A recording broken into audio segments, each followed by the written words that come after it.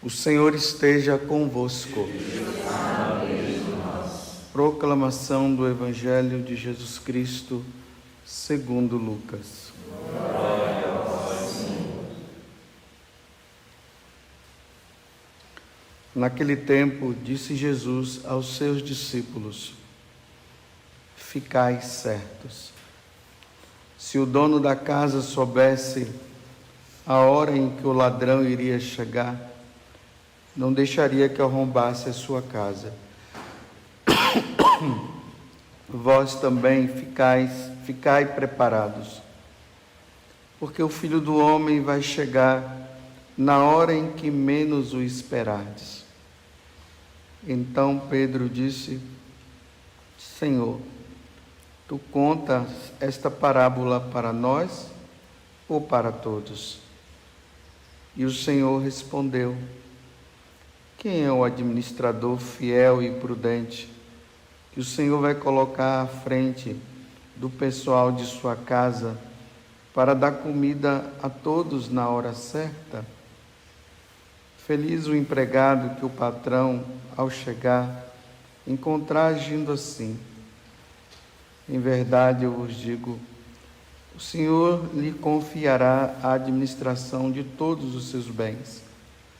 Porém, se aquele empregado pensar: meu patrão está demorando, e começar a espancar os criados e as criadas, e a comer, a beber e a embriagar-se, o senhor daquele empregado chegará num dia inesperado e numa hora imprevista.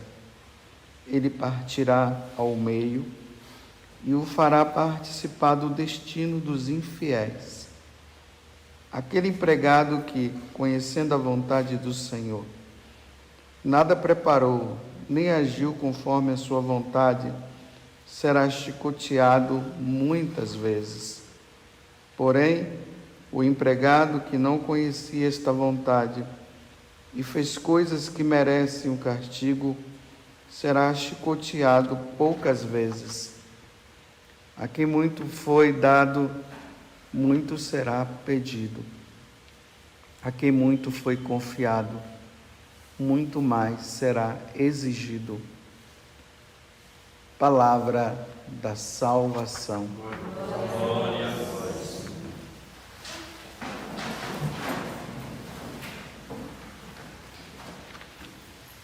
Essa parábola é praticamente um complemento, do que nós ouvimos hoje. Um dia o Senhor virá para julgar os vivos e os mortos, como eu falava no dia de ontem. Ao mesmo tempo eu dizia que Deus nos coloca numa situação meio desconfortável.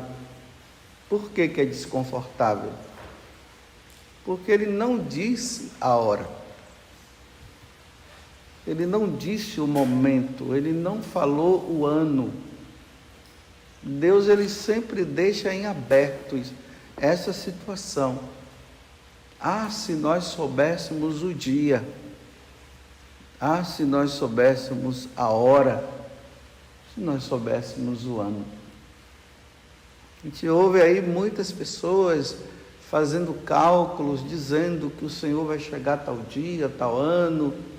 Tudo indica que vai ser nessa data, vai fazendo comparações numéricas aqui e acolá, pega situações da Sagrada Escritura, de anos assim, faz um cálculo e tenta descobrir, e depois passam isso como se fosse uma verdade, até mesmo a partir das aparições de Nossa Senhora, pegam também, Nossa Senhora nunca disse também o dia e nem a hora. Há sempre um apelo à conversão, sempre um apelo à mudança de vida. Estejam preparados, estejam preparados. E é assim que nós devemos viver.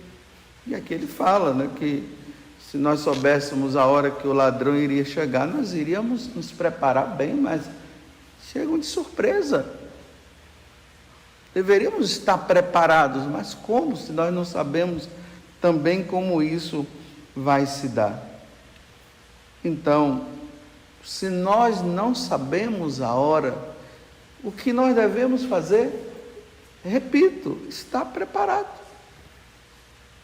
Nos preparemos dia após dia, momento após momento. Vigilância ontem, vigilância hoje, vigilância amanhã. Só que existe um grande problema em nós. É essa questão da perseverança que eu sempre estou falando com vocês.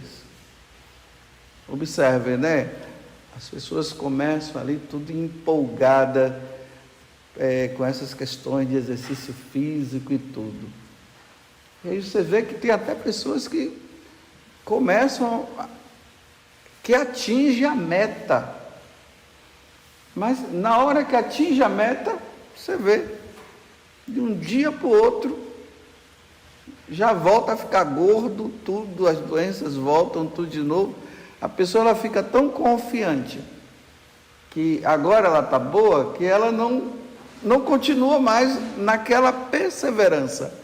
Assim também é na nossa vida de oração, assim também é na nossa vida com Deus.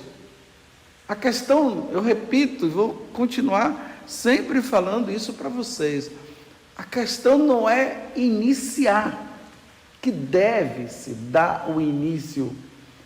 A questão é ir até o final, é ir até a meta. Aí Jesus está dizendo aqui, que esses empregados aqui, né, começou a dizer, o patrão está demorando. Está vendo o desânimo? Parece que era para hoje, parece que é para agora.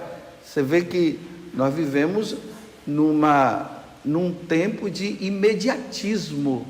Tudo é online, é agora. Tudo é agora. Antigamente não. Antigamente se esperava uma notícia para chegar, ela demorava. Por exemplo, olha, tal pessoa está doente. Aí chegou hoje a notícia. Em poucos dias já chega outra, morreu. Mas até a primeira chegar e a segunda também, demorou um tempo. Então, a paciência, ela era exercida de forma mais eficaz. O homem sabia que era assim. Hoje não, é tudo, é agora, é agora, é agora, é agora. Se não fizer agora, a pessoa já está naquela angústia, já está naquela ansiedade, né? Pode ver que antigamente o povo não tinha tanta ansiedade como se tem hoje, não. Aquele povo mais pacato, mais assim, vamos esperar, né, meu filho? Tenha paciência e vamos esperar e tenha paciência. Hoje, se disser, vamos esperar e tenha paciência, a pessoa vai ficar na ansiedade. Esperar não tem que ser para hoje, tem que ser para hoje. Então, como esse Senhor, que não chega, que não vem, porque Ele está dando chance para que aqueles que não querem mudar de vida, eles possam ter a chance de mudar. E aqueles que mudaram, que perseverem e não retrocedam. Aí chega um momento que diz assim, aí começa aqui a dizer, né? Já que ele não vem, aí começa a beber, começa a embriagar-se, começa a comer e tal. E de repente o Senhor chega nesse momento que está embriagado, está comendo, está no pecado, está na vida errada. São Paulo, na primeira leitura, ele está dizendo bem assim aos romanos. Imagine quem eram os romanos. É só estudar a história que vocês vão entender quem eram os romanos. Aqueles homens diziam que tinham Deus, não tinha Deus não. A maldade era muito grande. A maldade para com o outro era grande, como também a nível de pecado a coisa também era grande. Pecado de impureza. Os soldados, quando iam matar, não tinha perdão. Veja o que é que eles fizeram com Jesus. Na hora que Jesus passa ali por aquele momento de flagelação, a pessoa só que não tem coração. A pessoa é surrada daquele jeito. Imagine você ir para os Jogos Olímpicos, né, deles lá, e ver as pessoas lá no meio ali do ginásio, e as feras indo e comendo, e eles batendo tudo palma, se alegrando. Aquelas lutas, né, dos gladiadores, os caras chegam lá, cortam o pescoço do outro e levantam a cabeça assim, e eles batem palma ao nosso herói. Isso é muita maldade. É ter sangue de barata. Eu acho que até que a barata tem mais compaixão. Aí São Paulo agora está dizendo: irmãos, olha que o pecado não reine mais, viu? Não reine mais o pecado em vosso corpo, nesse vosso corpo mortal. Então todas essas coisas que eu acabei de dizer agora, e outros tipos de aberrações que eles viviam. Então, que o pecado não reine mais em vosso corpo mortal, levando-vos a obedecer às paixões. Não ofereçais mais vossos membros ao pecado como arma de iniquidade. Pelo contrário, oferecei-vos a Deus. Então ele está dizendo agora, se outrora vocês viviam dessa forma, agora não vivam mais. Ofereçam, sim, o seu corpo para Deus. Não sejam escravos do pecado. O escravo é aquele que não tem liberdade. Ele obedece ao Senhor dele, querendo ou não. Não tem vontade mais, não tem vontade própria.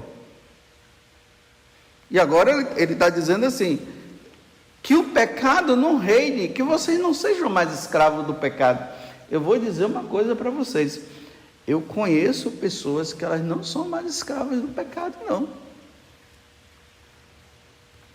E aqui é quando se fala de questões do pecado mortal. Porque os veniais não tem jeito, né? Essas coisinhas do dia a dia. Mas tem pessoas que não são. Mas eu conheço pessoas que são escravas. Elas não conseguem. Estão até lutando. É uma luta contínua. Mas não estão. É insaciável, não consegue.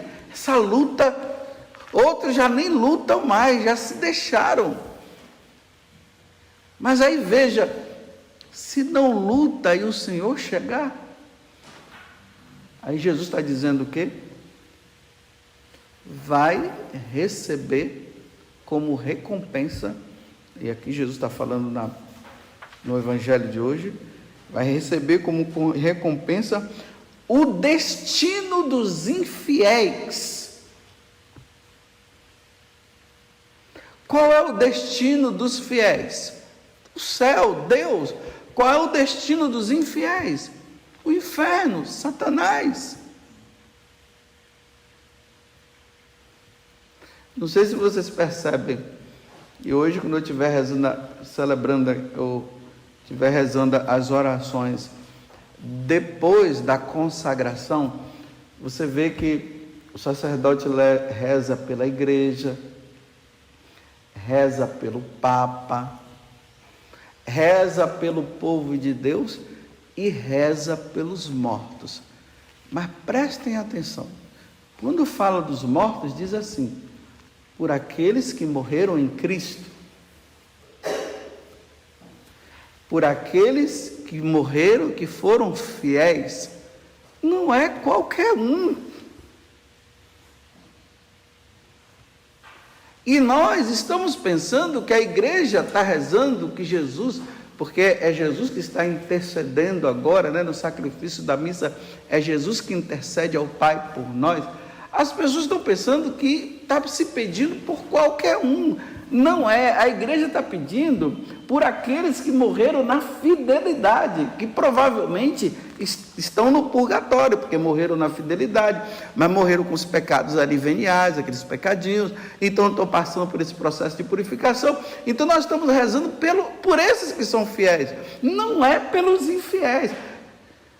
Daqui a uns dias, dia 2 de novembro, aí nas paróquias onde tem lá o folheto, o folheto domingo, ou Deus Conosco, quem tem os livrinhos aí, ou quem segue a missa, as leituras ali por aquele missal cotidiano, veja o que está escrito lá no dia 2, lá diz assim: missa pelos fiéis defuntos, não é pelos infiéis.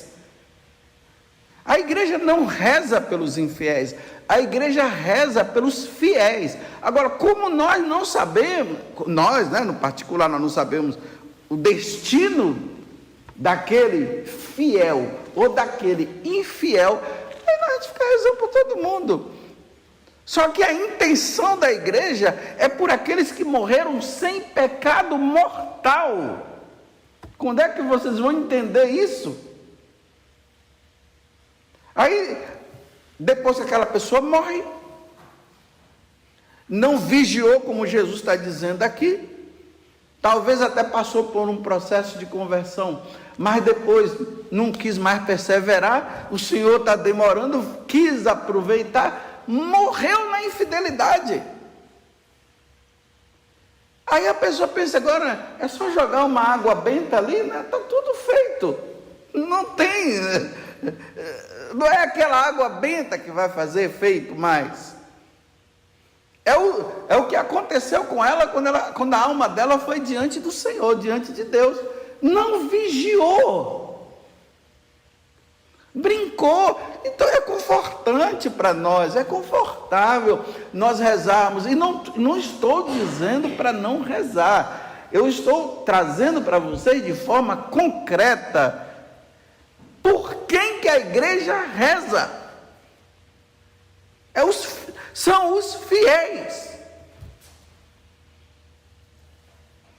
Primeiro agradecendo a Deus por aquela alma que soube passar a vida dela, aquela pessoa que passou a vida dela aqui nesse mundo, fazendo o bem, amando a Deus, servindo a Deus, fiel a Ele. Aí agradecemos e depois nós dizemos: Senhor, se ela está no purgatório, que essa missa que nós estamos celebrando, que esse terço que nós estamos celebrando, que esse sacrifício que eu estou fazendo agora, por essa penitência que eu faço por ela, tire ela do purgatório, alivie ela do purgatório, que ela agora possa entrar e contemplar a tua face. É isso que nós estamos fazendo. Agora, o adúltero, o bandido que não se converteu, que morreu numa vida errada, que passou a vida fazendo tantas coisas, que morreu da corrupção e não se converteu, que roubou daqui, roubou de lá, não se reza mais por essa pessoa. Mas aqui eu repito, como eu não sei, é consolador, né? Vamos rezar, vamos pedir, vai que naquele último momento ela se arrependeu, vai, né? Assim que a gente faz. Mas se não morreu na fidelidade, não se salvou. Aquelas orações que são feitas não adiantam mais. Por isso que Nossa Senhora está dizendo: parem de ofender a Deus, sejam fiéis. Homens, voltem para Deus, retornem para Deus, voltem para a casa do Pai. Aqueles que não estavam na casa do Pai, que vão então. É bonito ali no Pai da Misericórdia, aquele mosaico que tem lá, que todo mundo acha bonito, maravilhoso. Aí um vai lá e conta na história e diz da misericórdia de Deus e tal, aquele homem, aquele dali foi o que voltou convertido. É o que voltou convertido. Foi aquele que disse: eu não sou digno, Pai, nem de ficar na tua casa, nem de comer com seus escravos, mas eu me arrependo de ter feito isso, de ter feito aquilo. Então aí o Pai vem e acolhe. Na sua infinita misericórdia, ele acolhe. O Pai não vai acolher o bandido que não se converteu. Eu não estou falando bandido, simplesmente o bandido que mata outro, que mata a gente, não. Estou falando o bandido no sentido geral, aquele que vive no pecado. O Pai não vai abraçar se não tiver arrependimento. Aí as pessoas ficam achando que o Pai vai abraçar pessoas sem arrependimento. Ele não abraça. Entendam isso. Porque a pessoa, quando está no estado de pecado mortal, ela se torna inimiga de Deus. Ela se torna inimiga de Deus. Não é que Deus se tornou, é ela que se tornou. Então não dá para abraçar. Mas quando ela diz assim: Pai, me perdoa. Chega de ser escravo do pecado. Eu não quero mais isso. Aí o Pai abraça.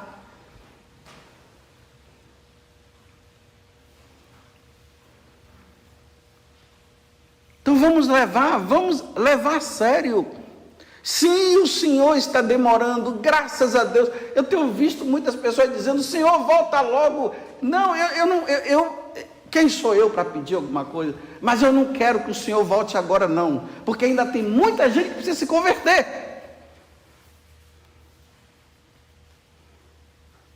Tem muita gente da minha família que precisa mudar.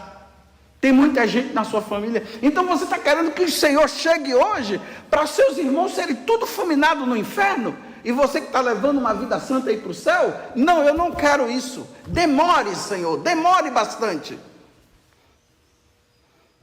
Agora, me dê a graça sim de perseverar. Porque quem não deve, não teme. Porque se o Senhor vier de forma individual me chamar e chamar você, e eu espero que eu esteja falando para os fiéis que estão levando uma vida de santidade, que pecado não existe mais. Aí que você vá. Mas as pessoas meio descabeçadas ficam dizendo: vem logo, Senhor, vem logo, Senhor, vem logo. Não, eu estou dizendo: demore, Senhor, demore, Senhor, demore, Senhor. Demore, não vem agora não. Tem parentes meus que estão precisando mudar de vida. Eu não estou me dizendo que eu sou melhor do que eles, mas eu penso que a minha vida é melhor do que a deles, mas eu não sou melhor do que eles. E eu preciso estar preparado, e eles também. Ai, Senhor, eu não aguento mais. Ai, Senhor, aguenta. Pede a Deus a graça, se fortalece. Porque eu acho que se o Senhor chegar hoje e eu for digno, porque eu estou lutando, e eu for digno do céu, eu vou dizer para vocês: tem parentes meus que vão se ferrar. Vivem juntos, não vão na missa dominical, não se confessam, gostam da farra, estão em outras religiões. E eu vou dizer: Jesus, volte hoje? Não, não volte não, demore bastante, até a minha geração, a passada que ainda está viva, até eles mudarem de vida. Quando todos eles estiverem mudados, aí, Senhor, venha logo para todo mundo ir. Então cada um fale para os seus, eu estou falando para os meus.